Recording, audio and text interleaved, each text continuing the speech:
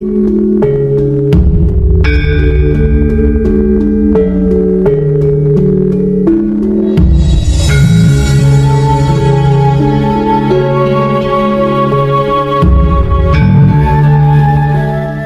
jahiliyah, orang jahiliyah nggak ninggalkan 4 perkara tersebut. Nabi ngasih tahu ini supaya kita tidak terjebak dalam perbuatan jahiliyah. Apa 4 perbuatan tersebut kata Nabi? Yang pertama, al-fakhru fil ahsab, membangga-banggakan nasab garis keturunan. Hanya modal bisa membanggakan nasabnya, kakek saya, datuk saya, ini loh ayah saya, tanpa amal soleh, tanpa akhlak mulia, tanpa ilmu, hanya modal membangga-banggakan nasab. Itu namanya perbuatan jahil. Di dalam tubuh saya mengalir darah Rasulullah. Kenapa? Iri. Astagfirullah. Di tubuh Anda mengalir darah Rasulullah. Ya, di dalam tubuh saya mengalir darah Rasulullah. Kenapa? Iri. Dan keturunan Nabi, saudara, para habaib sebagai zuriyah Nabi, mereka juga punya kedudukan mulia dan wajib untuk dicintai. Siapapun dia, mau habibnya, mau sadahnya, asyrafnya sebagai keturunan Nabi, mau cucu walinya, mau cucu kiainya, kalau hanya bisa modal membanggakan nasab saja tanpa beramal soleh, tanpa berakhlak mulia, jahiliyah, saudara. Di dalam kitab ini disebutkan lebih dari 150 ulama aswaja yang mensahkan nasab Ba'alwi sebagai suriah Nabi. Dan dalam kitab ini, saudara, disertakan lebih dari 100 referensi kitab nasab. Di kitab ini ditaruh tentang masalah DNA secara ilmiah, saudara. Jadi ini kitab sudah menjawab semua pertanyaan. Geng begal nasab. Ada yang bilang tes DNA nggak bisa jadi bukti syar'i untuk mengisbat nasab. Saya jawab, kalau ada bukti tes DNA saja, you tetap nggak percaya, apalagi tanpa bukti. Logikanya kok aneh-aneh. Basul Masail NU di Solo memutuskan hasil tes DNA memang tidak bisa untuk membuktikan, mengisbatkan nasab seseorang, tapi bisa untuk membatalkan nasab, Menguji setiap tingkatan nasab ini dengan sumber-sumber sebisa mungkin sampai tingkatan akhir yang bisa dilakukan. Nah, ini dijadikan alasan dalil harusnya di kitab sezaman. Padahal di sini sedang satu yuwathik, itu artinya bukan menguji. Yuwathik itu artinya menguatkan dengan dokumen, dengan data. Dan itu pun di sini bukan syarat mutlak, maamkan sebisanya. Kalau bisa ya bagus. Kalau nggak bisa terus nggak semerta-merta nasab itu dianggap batal. Kalau ada kitab sezaman ya bagus, luar biasa. Tapi kalau enggak, ya nggak semerta-merta kitab itu dianggap, nasab itu dianggap batal. lalu begitu mudahnya aneh keturunan Rasulullah. Sing 700 tahun angel, Mas. Apa mana sing 1400 tahun, kecuali mau dibuktikan. Lalu ada kakak yang berbeda. Kakak terbit tahun 400 Hijriah, Ahmad bin Isa, tercatat anaknya 3. Kakak terbit tahun 900, tercatat Ahmad bin Isa anaknya 4. Kalau ada 2 kakak beda, kakak lawas dan kakak baru, yang asli yang mana? Yang lawas lah. Kok aneh sampai Dikopi sama Imad, dimasukkan dalam catatan yang disebut tesis tadi, saudara. Kita sudah buktikan, kita bongkar semua, saudara. Semua serangan Wahabi ke habaib itu yang dijadikan dasar oleh Imad untuk menyerang habaib. Ini namanya bukan tesis, ini sampah. Nabi alim pinter, dia logikanya konyol.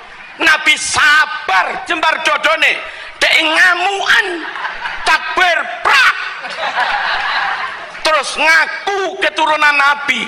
Dites tak boron, dilacak nasabnya urut satu persatu per generasi tak burun. Kenapa nasabah itu keterangannya diterima walaupun nggak sezaman? Karena memang setelah melalui proses validasi yang begitu kuat, kemudian ada ancaman dari Nabi, bohong atas nama Nabi, neraka, menisbatkan kebukan bapaknya neraka.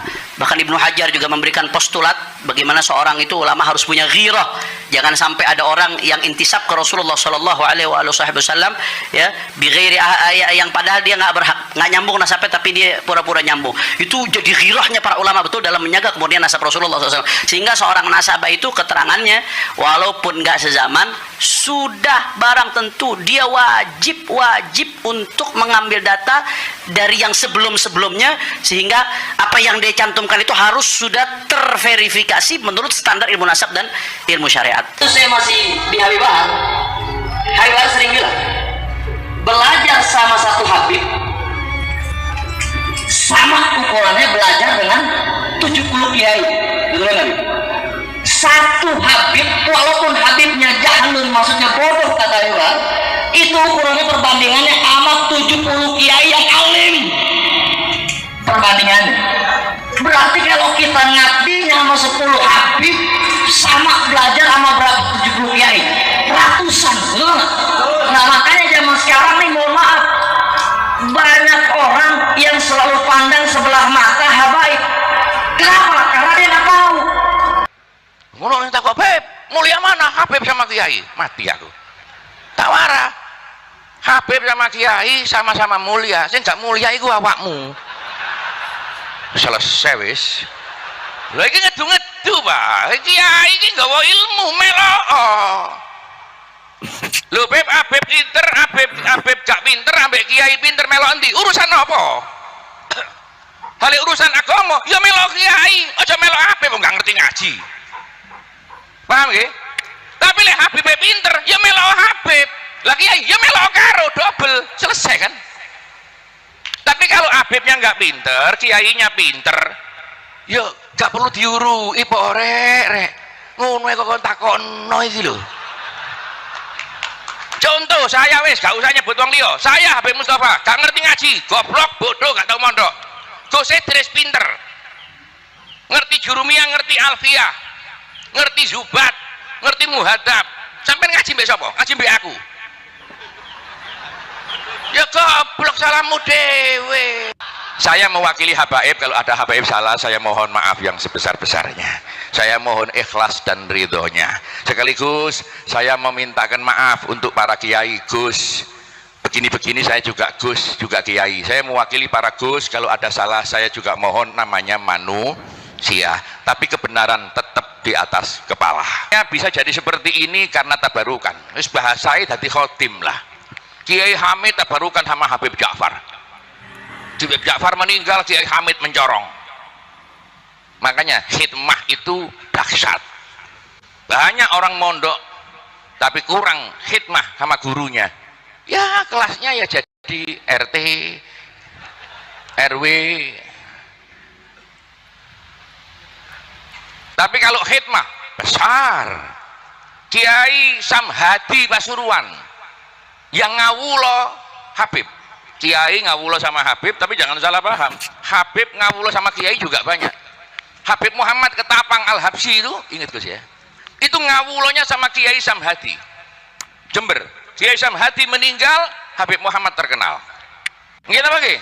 Tapi lek cedek mbek Kiai tetap terhormat. Aduh loro Pak. Wis jujur wae, deketi Kiai, deketi ulama. Insyaallah berkah manfaat. La taghurrannakumul hayatud dunya. Jangan pilih karena apa yang di bawah, tapi cocokkan dengan yang di dada. Betulkah dia bijaksana untuk kepentingan Indonesia, saudara? Bukan jual Indonesia, saudara, tapi memakmurkan Indonesia, saudara, sesuai dengan niat perjuangan nenek moyang Indonesia. Kemerdekaan untuk rakyat seutuhnya, bukan digarong isinya, saudara, demi kepentingan keluarga dan anak-anak saudaranya sendiri. Betul? Ini harus diomong non sewu. Saya malah mau bikin perjanjian ini sama semua calon presiden. Ngono lu masih isan wis dikeinggon ini. Tapi saya mewakili para ulama, para kiai, siapapun presidennya, Harus bikin perjanjian tertulis. Apa Habib? Kalau ada investor yang kerja di perusahaan itu harus anak daerah. Harus rakyat Indonesia. Boleh bawa tenaga asing ke Indonesia, tapi yang ngisi memenuhi pabrik-pabrik itu harus wong Winongan, harus wong Bangilan, harus wong Teko. Gusmu, ini Gusmu. Teko Gusmu. Wani tanda tangan apa enggak, Pak? Lah ini bukan untuk pribadi. Lek untuk pribadi, sing penting kula kantuk pinten, Pak. Nggih napa nggih? Lek kula Gus nun sewu, blak-blakan walaupun ana pejabate, nganggur sampean kei dhuwit aku, wong dhuwitku wis akeh. Saya ini sekaligus promosi. Selain penceramah, saya punya pabrik sarung, Pak. Walaupun belum terkenal. Engko tak kirimi, Gus. Sarung MM itu pabrik saya. Wis, Gus. Saya pengusaha rumah joglo yang bangunkan bupati-bupati sebagian di Indonesia dan resort-resort yang di Bali itu saya yang bikin. Jangan dikira Habib terus mlebu metu ame wong njaluk dhuwit tok. Iki wong-wong kadang-kadang curiga tok iki Habib rene njaluk dhuwit. Aku dom-dom dhuwit. Anteme kon ngawur. Enggak, ini sekaligus jawabin. Kalau ada Habib 1, 2 kelakuannya nggak benar, saya yang minta maaf dan saya yang akan bayar. Nanti sampaikan kepada Habib, uangmu berapa yang diambil, saya yang bayar. Ngono lho. Lah duwe njaluk Habib Den. Saya mewakili Habaib, kalau ada Habaib salah saya mohon maaf yang sebesar-besarnya. Saya mohon ikhlas dan ridhonya. Sekaligus saya memintakan maaf untuk para kiai. Gus, begini-begini saya juga Gus, juga kiai. Saya mewakili para Gus, kalau ada salah saya juga mohon, namanya manusia. Tapi kebenaran tetap di atas kepala. La taghurrannakumul hayatud dunya. Ya benar al-arba'in. Wa'tinu anfusakum. Perhatikan dirimu yang umur 40, 45. Tradisi masyarakat Jawa umur 40, kongkon hati-hati. 30 kelakuannya gak bener, 35 gak bener, 39 gak bener, 40 pandeko. Delok nang alun-alun. Saya ini lama di Bangil. Saya di pondoknya beliau di Dalwa. Sebelumnya saya di Yapi, di Habib Husin Habsi. Habis itu di Dalwa, habis itu di Malang di Darul Hadis. Habis itu saya mondok di kiai-kiai mulai Banyuwangi sampai Banten, keliling, Pak. Mondok kono 2 wulan, mondok kono 3 wulan tabarukan. Sampai tabarukan sama Kiai Misbah 2 wulan hatam. Mantu. Rabi, selesai. Saya mewakili ulama para kiai, mohon maaf jika ada ulama kiai yang salah. Ya benar al-arba'in wa'tinu anfusakum, 30 kelakuane elek elingno 39, tapi lek wis 40 kebiasaan angel mandeke. Lek wis 40 senengani gaple sampai jenggotmu putih gaple terus kon. Mandeko, pokson. Tapi diteni niki. Ya benar al-khamsin. Ini mengkorok nih. Ya benar al-khamsin. Qad ja'akum nadhir. Yang umur 55, 255. Qad ja'akum nadhir, telah datang peringatan kepadamu. An-nadhir huwal Qur'an. Telah datang Al-Qur'an kepadamu, di mana-mana ada nasihat Al-Qur'an peringatan. Ulama lain berkata, An-nadhir huwa Muhammad Rasulullah basyirun wa nadhir. Rasulullah itu basyir, memberi kabar gembira, dan An-nadhir memperingatkan. Makanya kiai-kiai ini penerus Nabi. Pak Wakil dari Gubernur Gus Firjon, kiai itu penerus Nabi. Tapi ada yang gak lengkap yang diwarisi. Kanjeng Nabi basyir wa nadhir. Kadang-kadang ada kiai yang basyir tok, Pak. Cerita itu lucu-lucu tok, Pak. Tiap ngaji guyon tok, Gus. Iku dapat warisan basyirun, Gus. Tapi lek kiai ngamuk tok, saudara. Allah takbir. Iku nadir, Pak. Gak usah kon ilokno. Oleh warisan separuh masalah itu.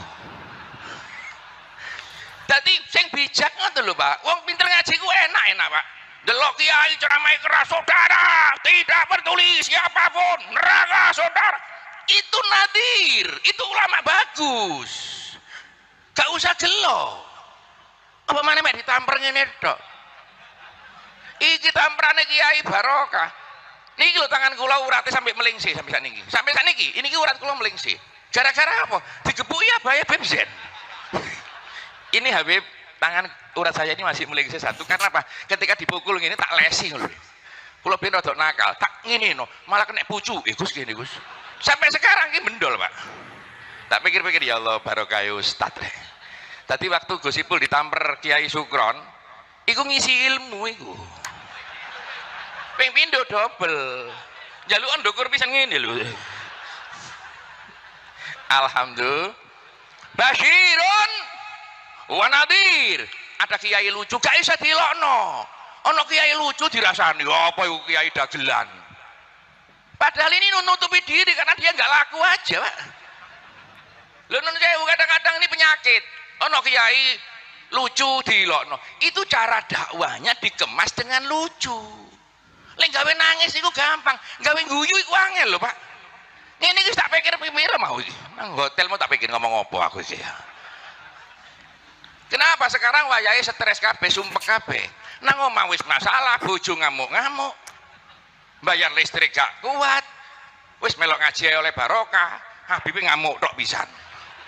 Makanya tak guyon mbek aku, ya guyon ae, guyon ae.